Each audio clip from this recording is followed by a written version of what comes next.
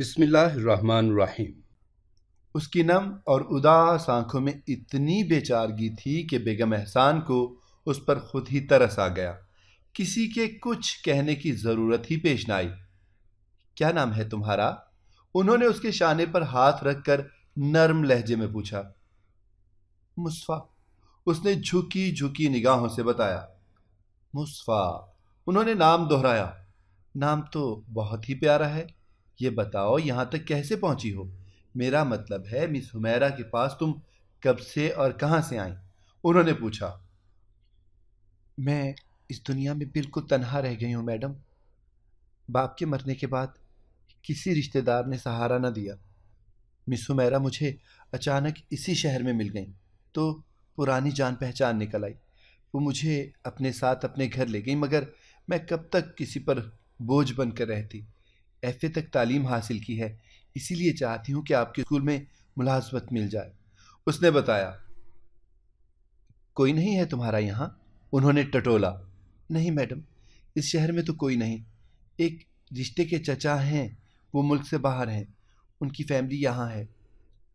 وہاں اپنی والدہ کے انتقال کے بعد کچھ عرصہ رہی، مگر پھر ان کے بیٹے کی وجہ سے مجھے وہ گھر بھی چھوڑنا پڑا۔ کیوں؟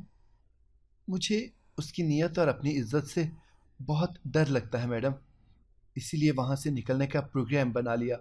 یہ تو خدا کا شکر ہوا کہ مجھے مس حمیرہ مل گئیں، ورنہ میں شاید تقدیر کے ستم کا شکار ہو چکی ہوتی۔ اس نے آنکھیں جھکا لی تھیں۔ اس کی آنکھوں کے ساتھ ساتھ اس کا لہجہ بھی نم ہو گیا تھا۔ بیگم احسان اپنی نرم طبیعت کے باعث اس کے دکھ پر اداس اور دکھی ہو گئیں۔ یہ سب اپنے نصیبوں سے ہوتا ہے بیٹی، اور جن کا کوئی نہیں ہوتا ان کا خدا ہوتا ہے۔ حوصلہ رکھو اور اس دنیا کا مقابلہ کرو۔ وہ اسے تسلی دینے لگیں۔ وہ خاموشی سے آنسو بہائے گئی۔ میں تمہیں اس اسکول میں ملازمت دے دوں گی، مگر یہ بتاؤ اب رہو گی کہاں؟ انہوں نے پیار سے پوچھا۔ ہوں؟ وہ کسی گہری سوچ میں ڈوب گئی۔ کہاں رہوں گی اب؟ میرا ٹھکانہ کہاں ہوگا؟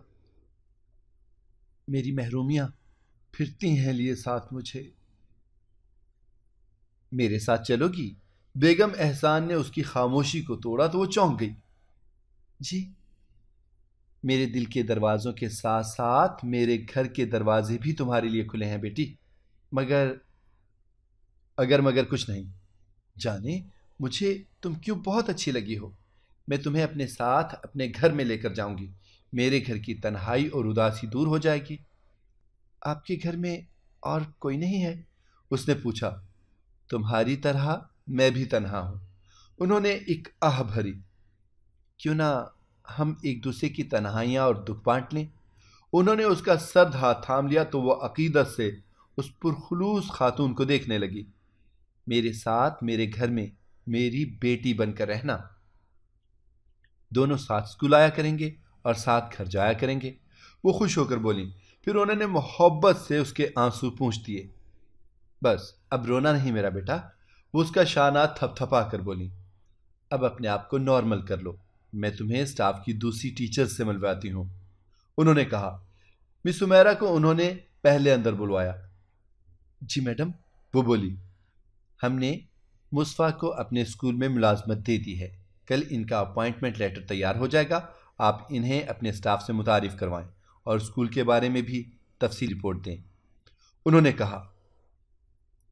آؤ مصفا، حمیرہ نے اس کا ہاتھ تھام لیا اور باہر لے آئی۔ میں تمہاری بہت شکر گزار ہوں حمیرہ، تم نے میری مشکل حل کر دی۔ مسز احسان بہت اچھی اور نیک خاتون ہیں، انہوں نے یقیناً تمہاری رہائش کا مسئلہ بھی حل کر دیا ہوگا۔ ہاں، انہوں نے مجھے اپنے گھر رہنے کی آفر کی ہے۔ پھر تم نے کیا سوچا؟ ابھی اتنی جلدی اس بارے میں کیا فیصلہ کر سکتی ہوں؟ سوچ لینا، ویسے وہ بہت پیار کرنے والی خاتون ہیں اور تنہا رہتے ہیں، تمہیں ان کے پاس کوئی تکلیف نہیں ہوگی۔ وہ تنہا کیوں ہیں؟ اس نے پوچھا۔ ایک بیٹا ہے ان کا۔ وہ کہاں رہتا ہے؟ مصفا کو تشویش ہوئی۔ وہ فی الحال تو ان کے گھر میں نہیں رہتا۔ تو پھر کہاں رہتا ہے؟ آج کل وہ اپنی ماں سے ناراض ہو کر لاہور میں اپنے ماموں کے پاس گیا ہوا ہے۔ اور اگر آ گیا تو تمہیں کیا پریشانی ہے؟ تم نے اس کی ماں کے پاس رہنا ہے یا اس کے پاس؟ حمیرہ نے مسکرا کر کہا۔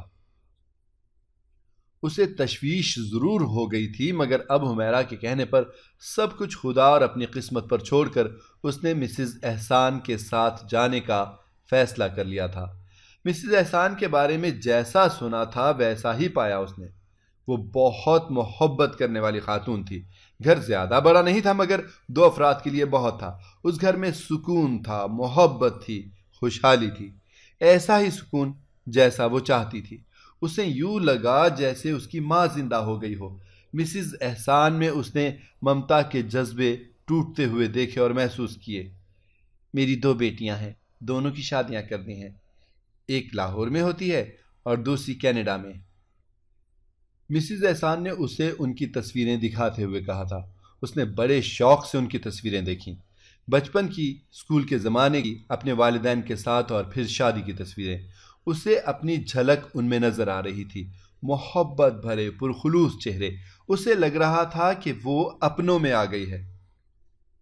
مجھے تو ایسا لگتا ہے تم بھی میری ماہین اور روہین جیسی ہو مصطفیٰ۔ مسز احسان نے پیار سے اس کی طرف دیکھا۔ کیوں؟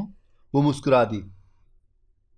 انہیں ودا کرنے کے بعد تمہیں گھر میں لے آئی ہوں، مگر تم بھی تو بیٹی ہو اور بیٹیوں کو ایک دن جانا ہی ہوتا ہے۔ میں بہت بے تکلف ماں ہوں مصطفیٰ، بالکل دوستوں کی طرح۔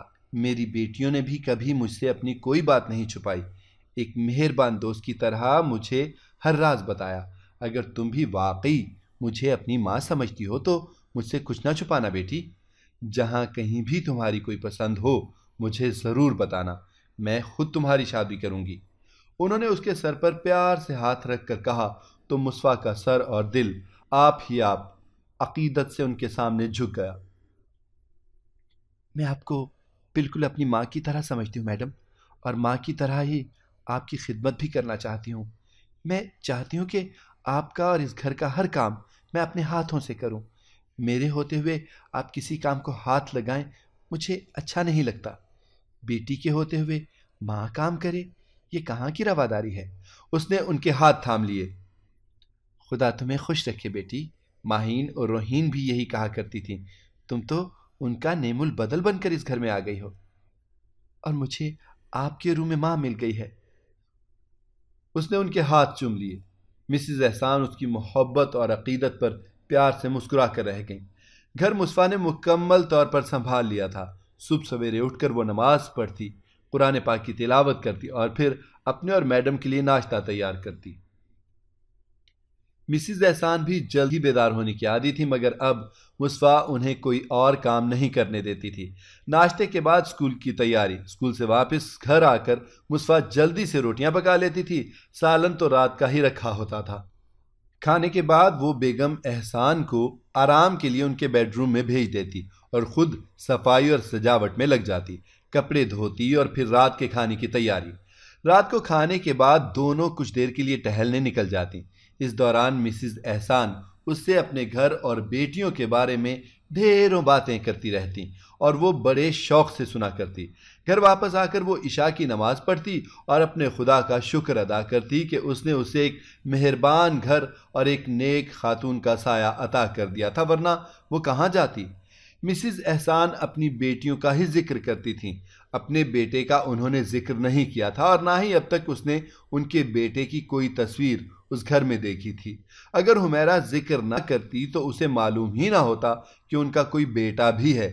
وہ اپنے بیٹے سے ناراض ہیں، شاید اسی لیے کبھی ذکر نہیں کیا۔ وہ سوچنے لگی۔ انہوں نے اس سے کہا تھا کہ اگر اس کی کوئی پسند ہو تو وہ انہیں ضرور بتائے، مگر وہ انہیں کیسے بتائے؟ اس دن اس کا دل بہت گھبرا رہا تھا، اس لیے تنہائی میں وہ رو پڑی۔ میں تمہیں کہاں ڈھونڈوں سارم؟ اس کے دل سے نہ چاہتے ہوئے بھی آہ نکل گئی اور اس کا نام لبوں پر آ گیا، جسے اپنے آپ سے بھی چھپانا چاہ رہی تھی۔ وہ اس سے ناراض تھا اور یہ بھی اس سے ناراض تھی۔ جب اس کی والدہ حیات تھیں تو وہ باقاعدگی سے ان کے گھر آتا تھا۔ اس کے والد مرحوم کے دوست کا بیٹا تھا، دونوں ہی وفات پا چکے تھے، لیکن سارم نے اس کے گھر آنا جانا ترک نہیں کیا۔ وہ ایک شریف اور نیک انسان تھا۔ اس لیے امی نے کبھی اس کے آنے پر برا نہیں مانا، جبکہ وہ تو اسے کہتی تھیں کہ وہ اپنی والدہ کو بھی لے کر آئے، لیکن اس کا کہنا تھا کہ جب اسے ملازمت مل جائے گی تب ہی وہ اپنی ماں کو لے کر آئے گا، مصطفیٰ کو ہمیشہ ہمیشہ کے لیے مانگنے۔ مگر وہ دن آیا ہی نہیں۔ مصطفیٰ انتظار ہی کرتی رہ گئی۔ سارم اسے بے پناہ چاہتا تھا، لیکن اپنی ماں کا احترام بھی کرتا تھا۔ وہ اسے ناراض کر کے مصطفیٰ کو اکیلے دلہن بنا کر نہیں لے جا سکتا تھا، اور نہ ہی مصطفیٰ کی والدہ یہ چاہتی تھی۔ سارم کی والدہ نے اس کے لیے ایک لڑکی پسند کی تھی اور وہ چاہتی تھیں کہ سارم اس سے شادی کرے، مگر وہ مصطفیٰ کے بغیر کسی اور کا تصور بھی نہیں کر سکتا تھا۔ مصطفیٰ کو اس کی محبتوں پر یقین تھا، اس لیے اس کے انتظار میں بیٹھی تھی۔ آخر ایک دن اس سے لڑ ہی پڑی۔ امی بہت بیمار رہنے لگی ہیں سارم، تم جانتے ہو ان کے بعد میرا کوئی نہیں ہے۔ میں جو ہوں، مگر کس حیثیت سے؟ تم آخر اپنی امی کو کیوں نہیں لے کر آتے؟ میں صرف ملازمت کا انتظار کر رہا ہوں مصطفیٰ، اور اسی انتظار میں میری امی گزر جائیں۔ کیسی باتیں کرتی ہو مصطفیٰ؟ وہ ناراض ہونے لگا۔ مجھے تو لگتا ہے کہ تم یوں ہی دلاسے دے رہے ہو، تم نے مجھ سے شادی ہی نہیں کرنی۔ اعتبار نہیں رہا مجھ پر؟ نہیں، اگر تمہیں واقعی مجھ سے سچی اور پرخلوص محبت ہے تو اپنی ماں کو لے کر آؤ، ورنہ یہاں کبھی مت آنا۔ وہ سختی سے ناراض ہو کر بولی۔ تم اپنے گھر کے دروازے مجھ پر بند کر دو مصطفیٰ، لیکن دعوے سے کہہ سکتا ہوں کہ تم اپنے دل کے دروازے بند نہیں کر سکتی۔ میرے سائے سے پیچھا نہیں چھڑا سکو گی۔ میں اب اس گھر میں اسی وقت قدم رکھوں گا جب اپنی ماں کو لے کر آؤں گا۔ اگر تمہیں مجھ سے سچی محبت ہے تو میرا انتظار کرنا۔ وہ بھی غصے میں نکل کر چلا گیا اور پھر لوٹ کر ہی نہیں آیا۔ وہ انتظار ہی کرتی رہ گئی۔ اس کی ماں نے بھی تھک ہار کر زندگی سے منہ موڑ لیا، اور یوں وہ ہواؤں میں کٹی پتنگ کی طرح ڈولتی اب مسز احسان کے مہربان ہاتھوں میں آ رہی۔ تم کہاں ہو سارم؟ لوٹ آؤ، میں تمہیں یاد کر رہی ہوں۔ زندگی سے لڑتے لڑتے اور تمہارا انتظار کرتے کرتے میں تھک چکی ہوں۔ تم نے ٹھیک کہا تھا، میں تم پر اپنے دل کے دروازے بند نہیں کر سکتی۔ اب آ جاؤ۔ اس کا دل دکھی ہو کر اسے پکار رہا تھا، جو جانے کہاں کھو گیا تھا۔ پھر پلٹ کر اس کی خبر ہی نہ لی تھی۔ رات بھر رونے اور جاگنے کی وجہ سے اس کی آنکھیں صبح سرخ اور سوجی ہوئی لگ رہی تھیں۔ مسز احسان نے اس کے چہرے سے بھانپ لیا۔ کیا بات ہے مصطفیٰ؟ تم رات کو روتی رہی ہو؟ نہیں تو۔ وہ جھوٹ بولنے کے لیے سر جھکانے لگی تو مسز احسان نے اس کا چہرہ اپنے ہاتھوں میں تھام لیا۔ ماں بیٹی کی کوئی بات چھپی نہیں رہتی۔ میں نے تم سے کہا تھا نا کہ مجھے ایک مہربان دوست ہی سمجھنا، مجھ سے کچھ نہ چھپانا۔ یہ بتاؤ بات کیا ہے؟ وہ جھجکنے لگی۔ گھبراؤ نہیں، میں تمہاری ماں اور مہربان دوست بن کر تمہیں دکھاؤں گی۔ انہوں نے اتنے پیار سے کہا کہ اس سے برداشت نہ ہو سکا اور وہ ان سے لپٹ کر رونے لگی۔ تمہارا رونا بتا رہا ہے کہ کوئی بہت بڑا زخم تمہارے دل پر لگا ہے، انہوں نے کہا، اور جب کوئی اپنا ہمدرد ملتا ہے تو دکھ میں اس کے گلے لگ کر رونے کو دل چاہتا ہے۔ وہ بولی۔ کوئی پسند ہے تمہیں؟ انہوں نے پوچھا، اور وہ پھٹی پھٹی آنکھوں سے انہیں دیکھنے لگی۔ کیسے وہ اس کے دل کا راز جان گئی؟ اب کیسے چھپاتی؟ اس نے انہیں سب کچھ بتا دیا۔ وہ اداس اور دکھی ہو گئیں۔ میں نے تو کچھ اور سوچ لیا تھا، خیر قسمت کی بات ہے، انہوں نے دل میں سوچا۔ میں تمہاری ہر طرح کی مدد کروں گی بیٹی، تم گھبراؤ نہیں، اسے ڈھونڈوں گی۔ بس اب رونا بند کرو، آج چھٹی ہے، آج ہم کہیں باہر وقت گزاریں گے۔ انہوں نے اسے پیار بھری تسلی دی۔ کس قدر شفیق خاتون ہیں، خدایا اب تو مجھے ان کے قدموں سے جدا نہ کرنا۔ مصطفیٰ کے دکھی دل سے دعا نکلی۔ مسز احسان اسے اپنی ایک پرانی دوست کے گھر لے گئی تھیں۔ دوپہر کا کھانا انہوں نے وہیں کھایا، پھر شام کو وہ گھر لوٹ آئیں۔ انہیں سب کچھ بتا دینے کے بعد مصطفیٰ اپنے دل کا بوجھ ہلکا محسوس کر رہی تھیں۔ مگر ہم اسے ڈھونڈیں گے کہاں؟ وہ یہی سوچ رہی تھی۔ اس کا دکھ جان لینے کے بعد مسز احسان واقعی دکھی ہو گئی تھی۔ مصطفیٰ چند ہی دن میں انہیں بہت عزیز ہو گئی تھی، بہت پیاری لگنے لگی تھی۔ ایک تو اتنی پیاری، معصوم اور سادہ تھی کہ اس کو دیکھ کر خود ہی پیار آتا تھا، اور پھر اس کا حسن سلیقہ اور اس کا اخلاق اور کردار، وہ ہر اعتبار سے ایک مکمل لڑکی تھی، ایسی لڑکی جسے بہو بنانے کا خواب ہر بیٹے کی ماں دیکھ سکتی ہے۔ وہ انہیں اتنی پیاری ہو گئی تھی کہ اب اس کے بغیر دل نہیں لگتا تھا، اور وہ اکثر سوچتی تھیں کہ اگر وہ چلی گئی تو کیا ہوگا۔ یہی سوچ کر انہوں نے فیصلہ کیا تھا کہ وہ اسے ہمیشہ کے لیے اپنے گھر میں رکھ لیں گی۔ انہوں نے اپنے بیٹے کے لیے جو لڑکی پسند کی تھی، مصطفیٰ اس سے کہیں اچھی تھی، اور اب تو اس لڑکی کی کہیں اور شادی بھی ہو گئی تھی۔ مصطفیٰ نے ان کا دل جیت لیا تھا، ان کا گھر جیت لیا تھا۔ اس گھر کو بالکل اپنا گھر سمجھ کر ان کی خدمت کی تھی، اور ان کے خیال میں وہ لڑکی بھی ان کی اور اس گھر کی وہ خدمت نہ کر سکتی تھی جو انہوں نے اپنے بیٹے کے لیے پسند کی تھی۔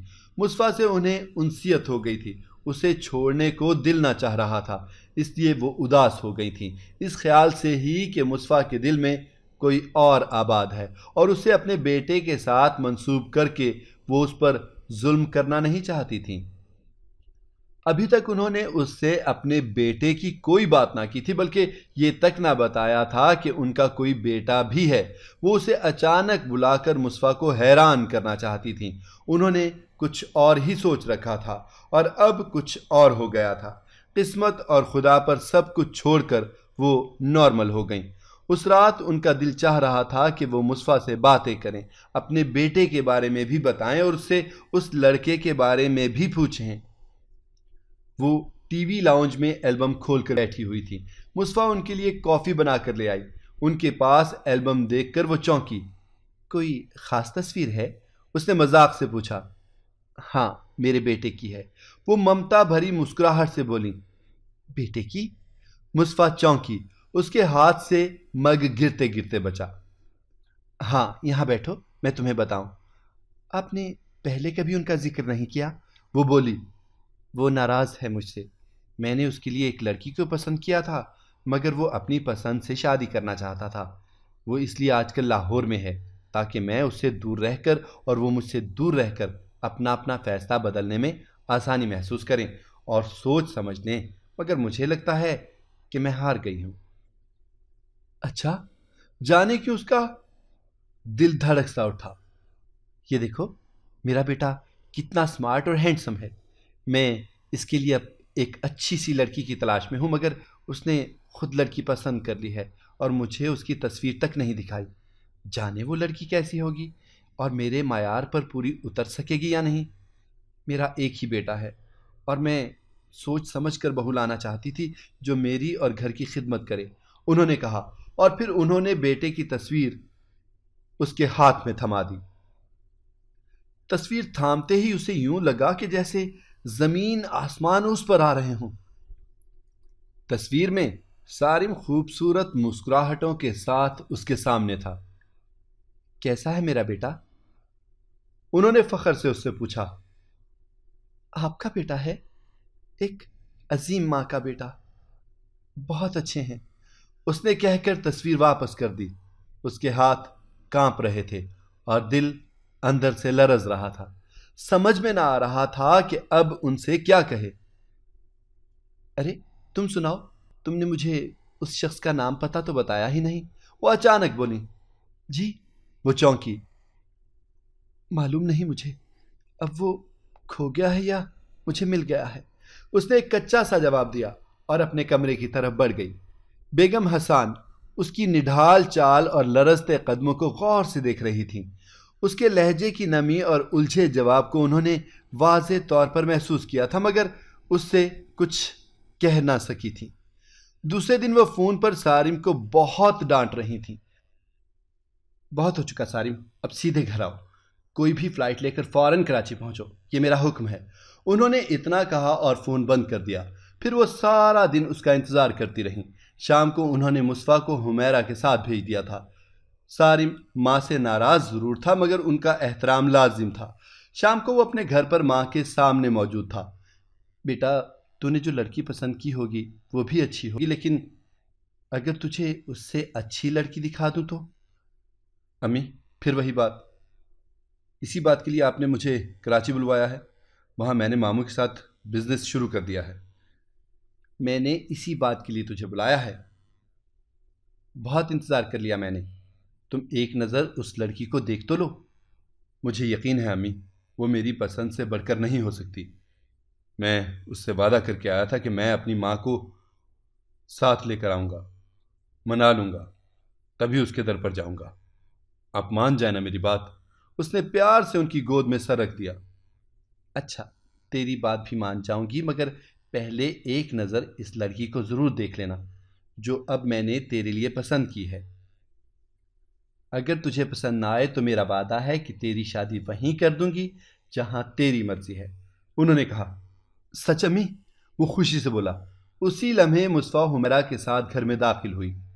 لاؤنج میں آئی تو حیران ہی رہ گئی۔ سارم نے بھی اس کی طرف دیکھا۔ مصطفیٰ، سارم؟ دونوں تڑپے ہوئے دلوں سے ایک ساتھ صدا ابھری، تم یہاں میرے گھر میں، میری ماں کے پاس؟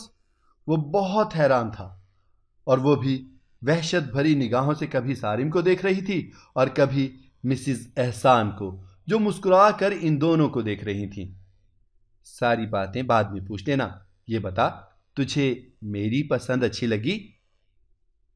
مسز احسان نے پوچھا۔ امی، یہی تو وہ لڑکی ہے جس کی خاطر میں نے بنواس لیا۔